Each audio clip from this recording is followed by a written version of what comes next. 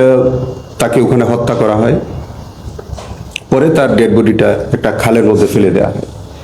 এটা আমাদের prosecution case. In support hour এই এলিগেশনের সপক্ষে 4 জন লাইভ উইটনেস, যারা আই উইটনেস আমরা বলি, যে 4 জন আই উইটনেসকে পরীক্ষা করা হয়েছিল। 4 জন সাক্ষী ক্যাটাগরিক্যালি তাদের এই অভিযোগটাকে সমর্থন করেছে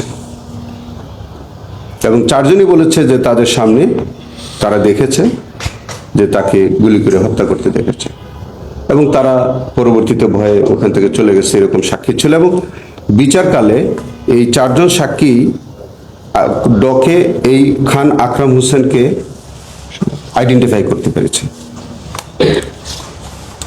ডিফেন্সের একটা প্লি তারা নিয়েছে যে এই খান আকরাম প্রকৃত রাজাকার যে আকরাম তিনি সেই ব্যক্তি না, এরকম একটা প্লি তারা নিয়েছিল।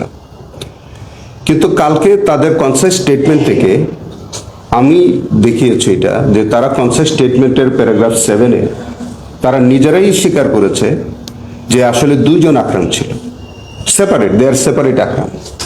সো এখানে আইডেন্টিফিকেশনের কোনো প্রশ্ন নাই।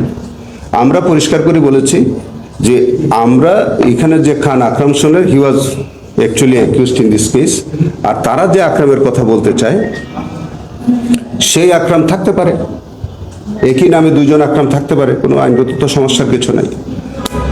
তো যেহেতু ডকে এই খান আকরামকেই শনাক্ত করেছে, প্রত্যেকটা ফ্রিডম প্যারেডের সাক্ষী তারা প্রত্যক্ষদর্শী ছিল, তারা আইডেন্টিফাই করেছে এবং কেসটা আমরা মনে করি যে এটা যথাযথভাবেই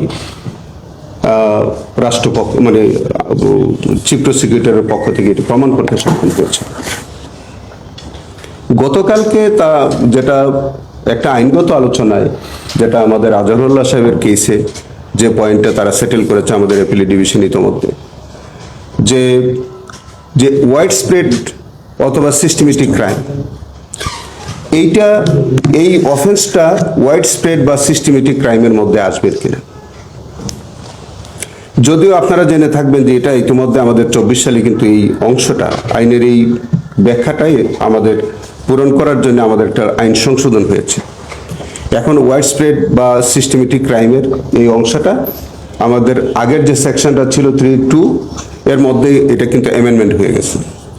তখন ওটা ছিল না, কিন্তু সেটা আব্দুল কাদের মোল্লার জাজমেন্টে আমাদের তৎকালীন চিফ জাস্টিস হি ওয়াজ অথর জাজ, তার জাজমেন্টে তিনি বলেছিলেন ওইটা যে ওইটা ওয়াইড স্প্রেড বা সিস্টেমেটিক ক্রাইমের ওইটা প্রয়োজন হবে না, যে অফেন্সটা আছে সেটা ওইটার আওতায় আসবে। কারণটা আমি ব্যাখ্যা করে বলি আপনাদেরকে। বিষয়টা হচ্ছে 71 সালে রাজাকার বাহিনী যেটা গঠন করা হয়েছিল, আমি মনে করি যে আমি ভবিষ্যতে যদি এরকম কেস হয় আমি এই ব্যাখ্যাটা আমি আদালতের সামনে আমি তুলে ধরতে চেষ্টা করব। আমি গতকালকেও আমি বলেছি সেটা, যে এই যে ওয়াইড স্প্রেড বা সিস্টেমেটিক ক্রাইমের যে প্রসঙ্গটা আনা হয়, 71 সালের মানবতা বিরোধী অপরাধের সবটাই সিস্টেমেটিক এবং ওয়াইড স্প্রেড অ্যাটাক বা ক্রাইম ছিল। কেন ছিল? তখন 71 সালে রাজাকার বাহিনী একটা গঠন করা হয়। সেই রাজাকার বাহিনীর একটা অ্যাসাইনমেন্ট ছিল to act all over the country. এটা কিন্তু কোনো ইন্ডিভিজুয়াল অ্যাক্ট ছিল না, ব্যক্তি বিশেষ কোনো অফেন্স না। এটা রাজাকার বাহিনী তখন তারা গঠন করে, তাদের প্রত্যেকটা বাহিনীর সদস্য সারা বাংলাদেশের প্রত্যেকটি আনাচে কানাচে তারা কিন্তু এই হত্যাকাণ্ডের মতো বা অন্যান্য মানবতা বিরোধী অপরাধের মতো ঘটনাগুলো তারা ঘটিয়েছে। সো এখন পার্টিকুলার কোনো এক জায়গায় কোনো রাজাকার বাহিনীর কোনো মেম্বার তারা যদি কোনো কাজ করে, তাহলে এইটা কিন্তু ওই ওয়াইড স্প্রেড বা ওই সিস্টেমেটিক ক্রাইমসেরই একটা অংশ বলে গণ্য হবে।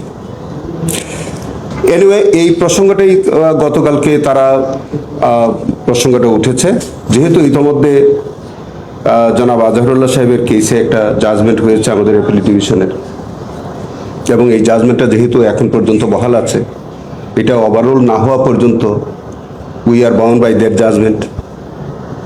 সো এই আলোকেই সম্ভবত এই জাজমেন্টটা আজকে যেটা হয়েছে, ওই রায়টাকে ফলো করেই হয়তো আমাদের মাননীয় বিচার আজকে অ্যাপিলেট ডিভিশন হয়তো সেই সিদ্ধান্ত নিয়েছেন আসামিকে মামলা থেকে খালাস দিয়েছেন, তাদের আপিলটা অ্যালাউ করেছে। আমরা একই সাথে বলি যে এটা জাজমেন্ট, পূর্ণাঙ্গ জাজমেন্ট পাওয়ার পরে আমরা একটু দেখে তারপরে আমাদের আইসিটি ট্রাইব্যুনালের পক্ষ থেকে যদি আমাদের কোনো কিছু করণীয় থাকে তখন সেইভাবে আমরা আইনগত পদক্ষেপ নেব আফটার রিসিভিং জাজমেন্ট।